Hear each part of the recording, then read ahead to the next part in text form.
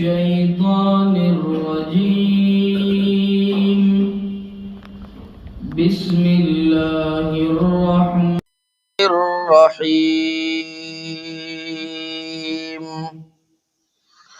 قل اللهم مالك الملك تؤتي الملك من تشاء وتنزع الملك ممن تشاء وتعز من تشاء وتذل من تشاء بيدك الخير إنك على كل شيء قدير. عن عمر بن الخطاب رضي الله تعالى عنه قال: إن الله يرفع بهذا الكتاب أقواما. صدق الله مولانا العظيم وصدق رسوله النبي الأمي الكريم ونحن على ذلك لمن الشاهدين والشاكرين والحمد لله رب العالمين. اللهم صل على سيدنا محمد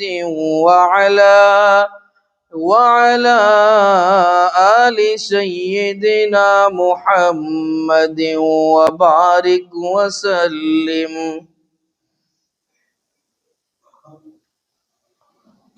قابل صد احترام حاضرین باتمکین،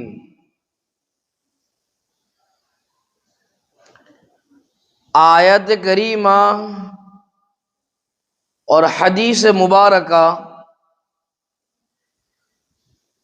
ان دونوں کا سنگم آپ حضرات کی خدمت میں جو پیش کیا، اس کا لب لباب اور خلاصۃ الکلام یہ ہے کہ ایمان کی مضبوطی یہ زندگی کو راحت اور سکون کا گہوارہ بنا دیتی. ایمان کمزور، زندگی سے چین اور سکون غائب، اور ایمان مضبوط زندگی میں ہر قسم کا آرام، چین اور سکون اللہ تبارک و تعالی بھر دیں گے. اب آپ حضرات سوچ رہے ہوں گے کہ ایمان اور چین سکون کا آپس میں کیا ربط ہے؟ تو پھر چلیے سنتے ہیں. ایمان کے اندر مضبوطی ہے تو زندگی کے جس مرحلے پر جن احوال میں بھی ہم ہوں، ایمان مضبوط تو ہمارا دل اور دماغ یہی کہے گا کہ یہ اللہ کی مرضی اور اللہ کی مرضی میں میں راضی. اور زندگی کے مراحل میں حالات اور ٹھیکریاں آئی اور ایمان مضبوط نہ ہوا تو پھر وجوہات تلاش کرنے لگتا ہے انسان کہ کس وجہ سے میں پریشان ہوں، یہ کیا وجہ ہو گئی؟ کیا مال کی کمی ہے؟ کیا دشمنی ہے؟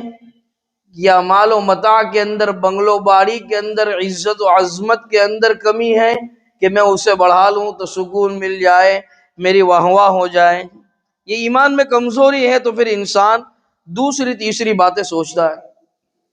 بہرحال آپ حضرات کی خدمت میں ایک نکتہ بیان کروں، اور یہ نکتہ مثال کے طور پر بھی ایمان کی قوت کس طرح سے ہوتی ہے اور ایمان کی قوت سے زندگی میں سکون اور اطمینان کیسے آتا ہے وہ ثابت کریں گے. دیکھیے، زبان کا کنٹرول یہ ہمارے لیے بہت ہی اہم ہے. اگر زبان پر کنٹرول نہیں، سمجھنا ایمان میں مضبوطی نہیں اور قوت نہیں۔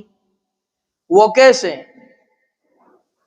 کہ اصحاب کرام رضوان اللہ تعالی علیہم اجمعین یہ ستاروں کی مانند ہیں، اور ان میں بھی پھر حضرت ابو بکر صدیق رضی اللہ تعالیٰ عنہ کی عظمت کے اور ان کے ایمان کے تو کیا کہنے، لیکن جناب صدیق اکبر رضی اللہ تعالیٰ عنہ فرماتے ہیں کہ یہ زبان، اس سے میں نے بہت کچھ برداشت کیا اور کنٹرول کیا، اور اس زبان کو کسی موقع پر چلانے سے میں نے کچھ نقصان بھی برداشت کیے۔ بہرحال زبان کا کنٹرول اتنے بڑے صحابی ہیں، وہ بھی اللہ تبارک و تعالیٰ سے طلب فرما رہے ہیں۔ 70 سال کا بوڑھا 70 سالہ زندگی کفر کے اندر، اللہ کی نافرمانی کے اندر گزار دے، اور زبان سے ایک مرتبہ کہہ دے اشہد ان لا الہ الا اللہ واشہد ان محمدا عبدہ ورسولہ، 70 سال کے گناہ اللہ تبارک و تعالی اس زبان کے ایک بول سے معاف کر دیتے۔ زبان کے جملے اور زبان کے بول یہ بہت اہمیت رکھتے ہیں، بہت ناپ تول کر اور سوچ کر اور وزن کے ساتھ بولنا چاہیے، اس لیے کہ زبان سے بولا طلاق، 2 خاندان جدا ہو گئے، زبان سے بولا نکاح قبول ہے، 2 خاندان مل گئے، زبان سے گالی دے دی، ایک فساد برپا ہو گیا، رونما ہو گیا، اور زبان سے ایمان میں ہونے کے بعد اگر کفر اور شرک کی بات کر لی، سال ہا سال کا ایمان ایک لمحے کے اندر اور ایک پل کے اندر ضائع ہو جائے گا۔ یہ زبان کے بول کی قیمت ہے، اس لیے اس زبان کو کب، کہاں، کس طرح، کیسے، کس کے سامنے، کیوں کر استعمال کرنا، اس کا برابر علم اور برابر لحاظ ہم میں ہونا چاہیے۔ اور اس کے لیے سب سے پہلے یقین ہمارے دل کی تجوری میں یہ ہو جائے کہ اللہ کے کرنے سے سب کچھ ہوتا ہے، کسی کے کرنے سے کچھ نہیں ہوتا۔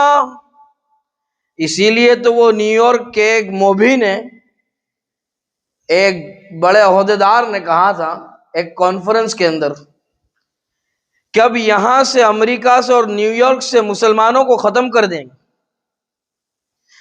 وہ مسلمانوں کو ختم تو کیا کرتا، وہاں کے پارلیمنٹ ممبر اللہ تبارک و تعالیٰ نے مسلمان کو تعینات کر دیا۔ کہنے والے نے کہا نکالنے گئے بکری اور گھس گیا اونٹ۔ تو یہ کس کے کرنے سے ہوا؟ کسی کے کرنے سے کچھ نہیں ہوتا دوستوں۔ یہ کہہ رہے ہیں نا کہ نکال دیں گے، NRC لاتے، NCR لاتے، PCR لاتے، جتنے بھی فارم لانے ہو لائیں، لیکن جب تک میرا رب نہیں چاہے گا تب تک کچھ نہیں ہو سکتا۔ یہ بھی تقاضا کرتا ہے ایمان کی مضبوطی کا۔ ایمان کمزور، پھر ہم کہتے ہیں کہ وہ NRC آیا، وہ UCC آیا، وہ یہ آیا، وہ پورٹل آیا، اس میں پھر تکلیف پیدا ہو۔ اسی لیے تو اللہ تبارک و تعالیٰ قرآن میں فرماتے ہیں قُلِ اللَّهُمَّ مَالِكَ الْمُلْكِ تُؤْتِي الْمُلْكَ مَن تَشَاءُ، اللہ جسے جب چاہتے ہیں سلطنتوں پر بٹھاتے ہیں اور ٹھیکیداریاں عنایت فرماتے ہیں، اور فرمایا وَتَنزِعُ الْمُلْكَ مِمَّن تَشَاءُ، اور جب جس سے چاہتے ہیں سلطنت کھینچ لیتے ہیں، اقتدار چھین لیتے ہیں، کرسیاں ہٹا دیتے ہیں۔ گدا کو بادشاہ یا بادشاہوں کو گدا کر دے میرے مولا، تو جب چاہے کسی کو کیا سے کیا کر دے۔ اس کے لیے ضرورت اس بات کی کہ ایمان مضبوط کریں، اور ایمان مضبوط کرنے کے لیے ایمان والوں کی اور جن لوگوں نے اپنے ایمان کو مضبوط کیا ہے ان کی جوتیاں سیدھی کرنی پڑیں گی، اس سے میری مراد یہ اہل اللہ، یہ اللہ والے ہیں کہ جب ہم رات کو میٹھی نیند لے رہے ہوتے ہیں اور دن کو سرسبز و شادابی کے ساتھ اور آبادی کے ساتھ گزار رہے ہوتے ہیں، اس وقت یہ راتوں کو اللہ کے سامنے اپنے آنسوؤں سے مسلوں کو تر کر رہے ہوتے ہیں، تب جا کر وہ سکون اور اطمینان ہمیں بستروں پر اور دکانوں پر اور مکانوں پر حاصل ہوتا ہے۔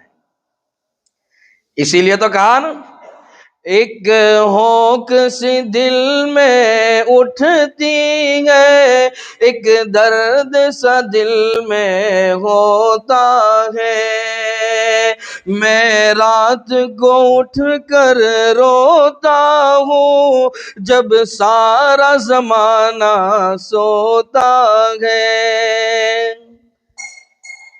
تو خلاصہ کلام نکلا کہ قدردانی اہل اللہ کی، اور راندیر والوں بہت خوش نصیب ہو۔ راندیر یہ بزرگوں کی آرام گاہ ہے، راندیر یہ ایک تاریخی بستی ہے۔ کئی بزرگ چلے گئے، صاحب فتاوی رحیمیہ، وقار السادات حضرت سید مفتی عبد الرحیم صاحب لاجپوری نور اللہ مرقدہ، سلطان الاولیاء حضرت مولانا محمد رضا صاحب اجمیری نور اللہ مرقدہ، حضرت مولانا عارف صاحب رحمت اللہ علیہ، ایسے ایسے بزرگ گزرے، حضرت مولانا احمد اللہ صاحب رحمت اللہ علیہ، کتنے گنائے کتنے شمار کرائے۔ بڑے خوش نصیب ہیں آپ لوگ۔ لیکن یہ حضرات تو چلے گئے، لیکن اب جو ہیں ان کی قدر تو کرنا ہے ہمیں، اور ان کی عظمت تو رکھنا ہے ہمیں۔ لیکن بڑے دکھ اور تکلیف کے ساتھ یہ بات عرض کرنا پڑتی ہے کہ جو بزرگ موجود ہیں، استاد محترم و شیخ مکرم حضرت مولانا قاری رشید احمد صاحب اجمیری نقشبندی مجددی دامت برکاتہم العالیہ موجود، استاد محترم حضرت مولانا حبیب الرحمان صاحب پالن پوری دامت برکاتہم العالیہ موجود، حضرت مفتی محمد اکرام الدین صاحب جیسی شخصیات موجود۔ لیکن ہم سوچیں، اپنا محاسبہ کریں، کیا ہم صحیح معنوں میں ان کی قدردانی کر بھی رہے ہیں یا نہیں کر رہے ہیں؟ اگر کر رہے ہیں اللہ کا شکر ادا کریں، اور اگر نہیں کر رہے ہیں تو پھر ڈرنے کا مقام۔ اور ایک بات کہوں، ہمارے علاقے کے آس پاس کے لوگ قدردانی تو نہیں کرتے اور زبان تان اور زبان لان دراز کرتے ایسے بزرگوں پر، وائٹ جبے پہننے سے اور ادھر ادھر ہوائی جہازوں میں اڑ کر کچھ ٹکڑے لانے سے سندوں کے کچھ نہیں ہوتا، ان کی جوتیوں میں بیٹھنے سے ہوتا ہے، ان کی قدر کرنے سے ہوتا ہے۔ کسی کا بھی نام آ جائے بس زبان پر یہ بات، وہ تو خیر سمجھے، میں تو جانتا ہوں۔ اور اہل اللہ آج کل تو ایک بڑا عجیب مسئلہ ہے، پھر کہتے ہیں میں دیکھتا ہوں کہ وہ فلاں مول صاحب ہیں، وہ نماز میں کہیں دکھتے نہیں، ارے ان کی کیا مشغولی ہے، وہ یہاں ہیں حضر میں سفر میں، ہمیں کیا معلوم؟ کیا وہ اللہ والے کی قبر میں جانے والا ہے؟ پتہ نہیں وہ اللہ والا بیمار ہو، پتہ نہیں وہ سفر میں ہو۔ ہم کو اپنی قبر کی فکر ہونی چاہیے بجائے اس کے کہ مشائخ کی قبروں کی فکر میں ہم لگے ہو۔ دوستوں ایسا مت، یہ بڑی خطرناک بیماری، بڑا خطرناک مرض ہے۔ 2-4-6 کتابیں پڑھنے سے اور پھٹ پھٹ عربی بولنے سے کچھ نہیں آتا ہے اگر کچھ تو وہ بزرگوں کی جوتیوں میں بیٹھنے سے آتا ہے، بزرگوں کے قدموں میں اپنی زندگی کو گزارنے سے آتا ہے۔ مجھے یاد پڑتا ہے کہ حضرت مولانا اسماعیل صاحب واڑی والا، انہوں نے فتاوی کا کام جب شروع کیا تو وہ فرماتے تھے کہ 20 سال تک جید مفتی کے قدموں میں جہاں تک نہ بیٹھ جائے وہاں تک فتاوی کا کام شروع نہیں کر سکتے، وہ ان کا اپنا معاملہ تھا۔ لیکن ہمارے بزرگوں کا تو یہ معاملہ تھا۔ اب آج کل تھوڑا بہت کیا پڑھ لیا، یہاں وہاں سے خلافتیں کیا مل گئی، 4-6 مشائخ کو دھوکہ دے کے اجازت حدیث کیا لے لی، بے دھڑک بنداز زبانوں سے جب جو من میں آیا بزرگوں کے خلاف لکھتے ہیں، واٹس ایپ کرتے ہیں ان بزرگوں کے خلاف، یہ یوں کرتے، وہ بزنس کرتے، وہ لینڈ لارڈ ہے، ان کی اتنی پراپرٹی ہے، یہ بزنس مین ہے۔ تو کون ہے بھائی؟ تو کیوں بولتا ہے ان کے خلاف؟ کیا تم کی قبر میں تو جانے والا؟ اور جتنا بھی بولیں، ایک نہ ایک دن سورج پر تھوکنے سے اپنا لعاب اپنے ہی چہرے پر آنے والا۔ بزرگوں کو اس سے کوئی فرق نہیں پڑتا، ان کی آب و تاب اور ان کی عظمت، ان کی جلالت، ان کی شان، یہ اپنی جگہ بالکل مسلم ہے اور مستحکم ہے۔ اللہ تبارک و تعالی تقوی کو اختیار کرنے کی وجہ سے دن بدن ان کو پروان چڑھاتا رہے۔ ہمارے ہاں ہو رہی ہے تفاسیر بزرگوں کی راندے، ہم محاسبہ کریں کہ ہم پہنچ رہے ہیں کہ نہیں پہنچ رہے ہیں۔ ایسا نہیں ہونا چاہیے دوستوں۔ اور یاد رکھیں کہ جب بہت پھٹ پھٹ کرتا ہے نا انسان اللہ والوں کے خلاف، ایمان والوں کے خلاف، بزرگوں کے خلاف، تو پھر فرعون کا واقعہ یاد کرو۔ 600 سال تک اللہ تعالیٰ نے مہلت دی اور پھر ایسا زیر کیا کہ سمندر میں غرقاب ہوا، پھر اپنی زبان سے تسلیم کرنا چاہا، کلمہ توحید کو تو تسلیم نہیں کر پایا۔ تیری فرعونیت کے خاتمے کو، تیری فرعونیت کے خاتمے کو تیرے ہی گھر موسیٰ بل رہا ہے۔ اور کوئی کتنا بھی چاہے، ایمان اس بات پر ہو کہ جب تک اللہ نہ چاہے کچھ نہیں ہو سکتا۔ اس کو بھی شاعر نے شاعری کی انداز میں بیان کیا کہ اندھیروں کو یہی تو کھل رہا ہے، دیا میرا ہوا میں جل رہا ہے۔ طوفان، عداوت، اندھیروں کی آندھیاں جتنی بھی آ جائیں، لیکن عزت و ذلت کا مالک اللہ ہے۔ چاروں طرف سے پریشانیوں کی آندھیاں آئی، لیکن ہم راہ راست پر گامزن ہے، ہمارا دیا برابر جلتا رہے گا، اور ان اندھیری آندھیوں سے اور ان مشکلات کن اور پریشان کن آندھیوں سے دوستو کچھ نہیں ہوتا۔ اس لیے ایمان کو قوی تر بنانا ہے، ہمیں ان بزرگوں کو دیکھنا ہے کہ ان کے کیا احوال ہے۔ لوگ کتنا ہی بولتے ہیں، یہ اپنی نظروں کو جھکا کر اپنے کام میں لگے ہوئے، دین کی اشاعت میں، دین کی خدمات میں لگے ہوئے ہیں، اور پھر جب خدمات میں لگتے ہیں، اشاعت دین میں لگتے ہیں، عشق محمد دل میں آ جاتا ہے، تو پھر کیفیات بنتی ہیں کہ تیرا پاک آستانہ میرے دل پہ چھا رہا ہے، اور وہی کیف عاشقانہ مجھے یاد آ رہا ہے۔ اور جگر مراد آبادی کیا کہتے؟ یہ آخری بات کہہ کر میں اپنی بات کو ختم کہ عشق کے اندر کمال کسے کہتے؟ میرا کمال عشق میں بس اتنا ہے اے جگر، میرا کمال عشق بس اتنا ہے اے جگر کہ وہ مجھ پہ چھا گئے، میں زمانے پہ چھا گیا۔ تو دوستو، آج کی مختصر سی تقریر کا خلاصہ یہ کہ عزت، ذلت، سلطنت، مالداری، جاگیرداری، عہدیداری، پارلیمنٹ گیری، یہ اللہ کے قبضے قدرت میں ہے۔ ہر خیر کا مالک اللہ، اور اگر پریشانی بھی آتی ہیں وہ ہمارے اعمال کے باعث آتی ہیں۔